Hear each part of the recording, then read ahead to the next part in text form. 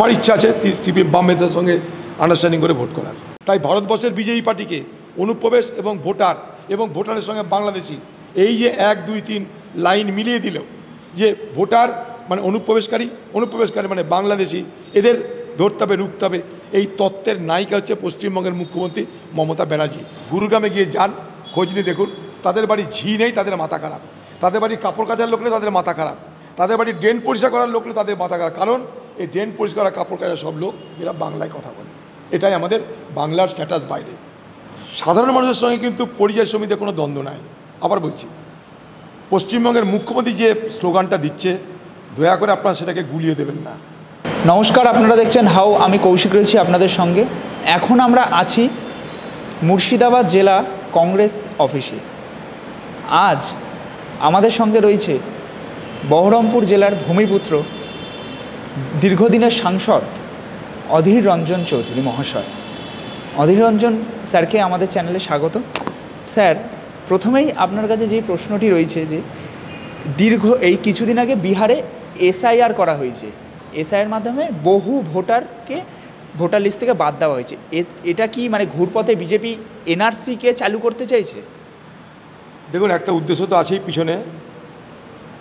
কে কী চালু করতে চাইছে কি না, যে সেটার থেকে বড় কথা, ভোটারদের ভোট দেওয়ার অধিকারকে হরণ করলে সেটা ভারতবর্ষের গণতন্ত্রের জন্য সবথেকে কুঠারাঘাত হবে। সেই মর্মে আমরা এর মধ্যেই পার্লামেন্টের বাইরে, এমনকি বিচারকের কাছে আইনের আশ্রয় নেওয়ার চেষ্টা করেছি। সেই মতন সুপ্রিম কোর্ট বলেছে যে নির্বাচন কমিশনকে যে আধার কার্ড বা ভোটার কার্ড বা রেশন কার্ড এগুলোকে বিবেচনার মধ্যে রাখা যায় কিনা দেখতে। নির্বাচন কমিশন এই ব্যাপারটাই অনেকটা রিজিড হয়ে আছে, মানে তারা তাদের জায়গা থেকে সরতে চাইছে না।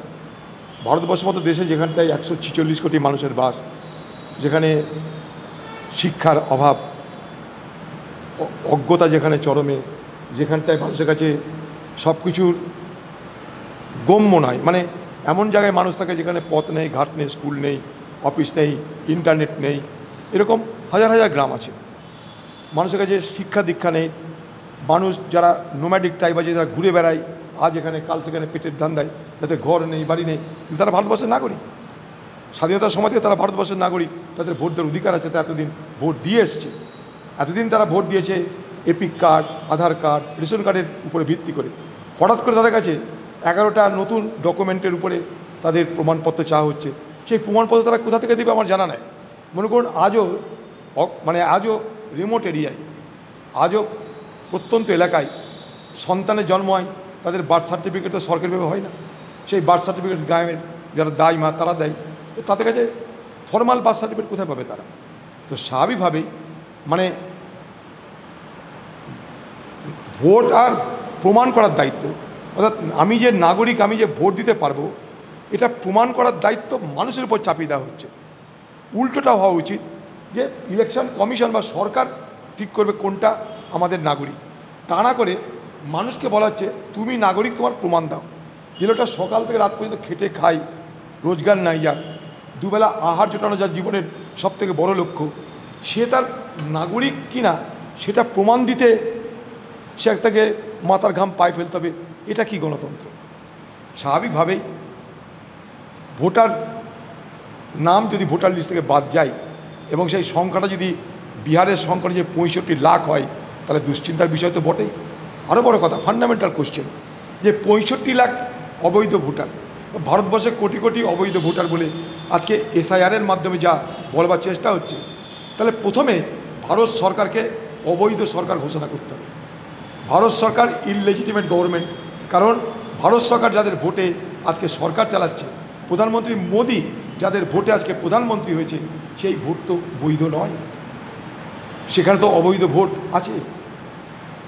স্যার, যেখানে একটা এই সরকারের দায়িত্ব এটা প্রমাণ করা যে মোদি বৈধ ভোটে প্রধানমন্ত্রী হয়েছে, না মোদির প্রধানমন্ত্রী হওয়ার পেছনে অবৈধ ভোটের সহায়তা আছে।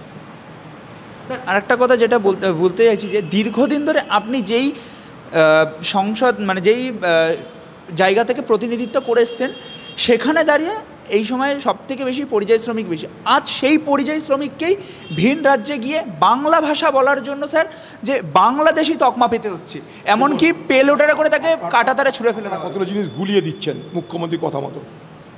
ভারতবর্ষের কোনো রাজ্যের কোনো মানুষ, সাধারণ মানুষের সঙ্গে কিন্তু পরিযায়ী শ্রমিকদের কোনো দ্বন্দ্ব নাই। আবার বলছি, পশ্চিমবঙ্গের মুখ্যমন্ত্রী যে স্লোগানটা দিচ্ছে, দয়া করে আপনারা সেটাকে গুলিয়ে দেবেন না। বঙ্গবাসী আর বাংলাদেশি দুটো এক না।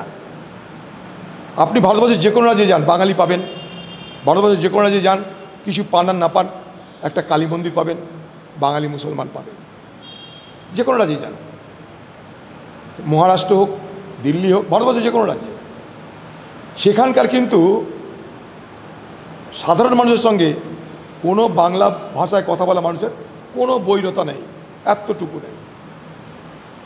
সেখানকার প্রশাসন তারা বাংলাদেশি খোঁজার নামে সেখানটায় এমন একটা বাতাবরণ তৈরি করেছে যা দেখে মনে হচ্ছে সমস্ত বাংলাভাষী তাদের শত্রু। ভারতবর্ষের প্রত্যেকটা যে বাংলাভাষী মানুষ আছে, চলে যান, বেশি দিন না, গুরুগ্রামে চলে যান। আজ সেখানকার সাধারণ মানুষ তারা প্রতিবাদ করছে তাদের সরকারের বিরুদ্ধে। কেন? সেখানকার পরিবারে কাজের লোক নেই, রান্নার লোক নেই, ঘর মোছার লোক নেই, ড্রেন পরিষ্কার করার লোক নেই, ঝাঁটা দেওয়ার লোক নেই, কাপড় কাচার লোক নেই, কারণ তারা সব বাংলা ভাষায় কথা বলে, সব পালিয়েছে। সেখানকার মানুষের অসুবিধা হচ্ছে।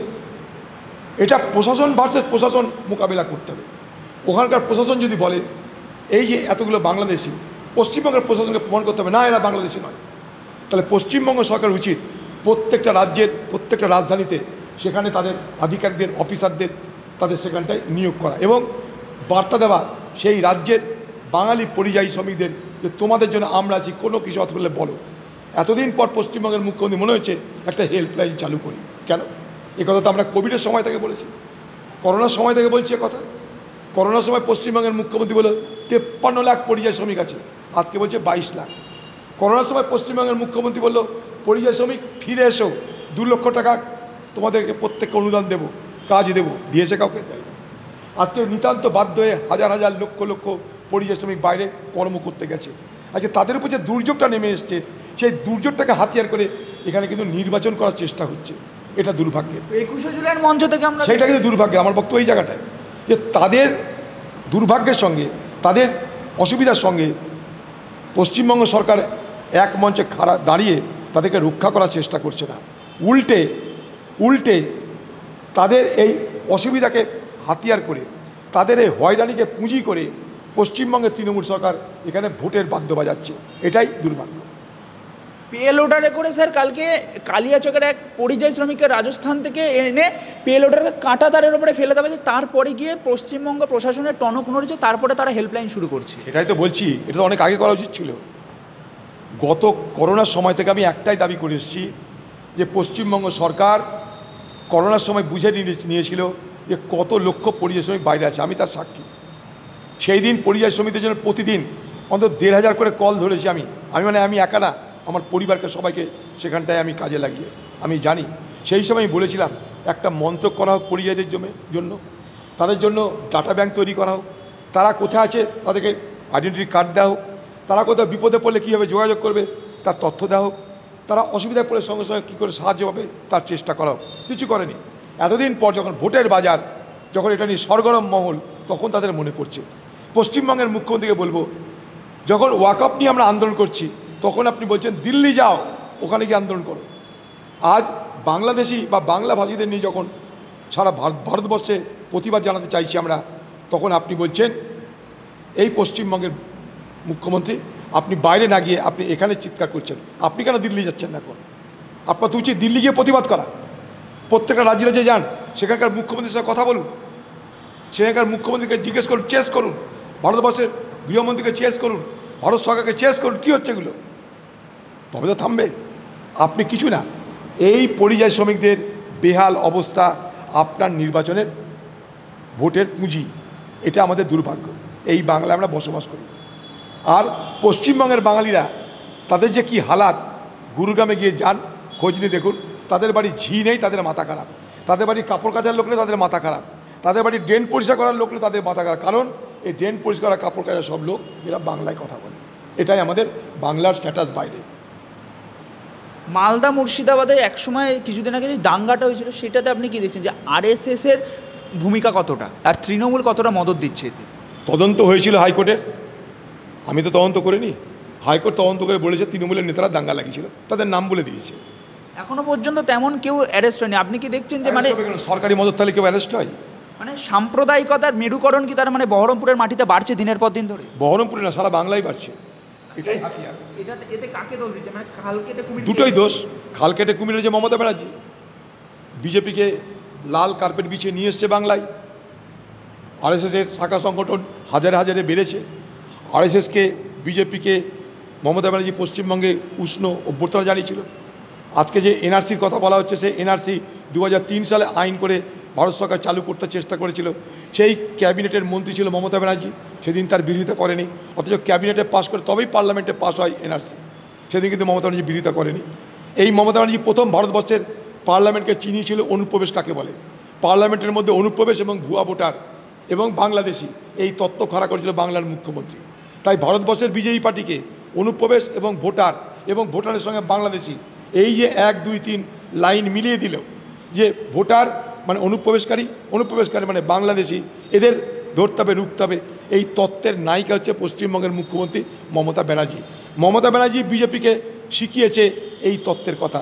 তার আগে বিজেপি জানতো কিনা আমার জানা নাই, কিন্তু সেদিন থেকে ভারতবর্ষের রাজনীতিতে, বাংলার রাজনীতিতে এই অনুপ্রবেশ আর ঘুষপেটিয়া আর ভোটার এই তত্ত্ব ধিমাক অর্থাৎ উইপোকা এই তত্ত্ব চালু করেছে BJP party. Humayun Kabir sir নতুন দল তৈরি করছে। স্যার আর একটা লাস্ট প্রশ্ন স্যার, যে গত লোকসভায় আমরা দেখেছিলাম যে অধীর সেলিমের জুটি, সেখানে বিজেপি এবং তৃণমূল বিরোধী মানুষজন অনেকটা আশা পেয়েছিলেন। 2026-এ কি আমরা সেই জুটিকে আবার দেখতে বলতে পারছি না, আমার ইচ্ছা আছে সিপিএম বামেদের সঙ্গে আন্ডারস্ট্যান্ডিং করে ভোট করার। 26-এর ইলেকশনে আপনার বার্তা কি থাকবে? যে ধর্মনিরপেক্ষ অবশ্যই কংগ্রেস দল করি, ধর্মনিরপেক্ষ দল তো একসঙ্গে থাকা উচিত। তৃণমূল ধর্মনিরপেক্ষ দল নয়, বিজেপি ধর্মনিরপেক্ষ দল নয়, দুটোই কমিউনাল দল, বাকি সব দল একক।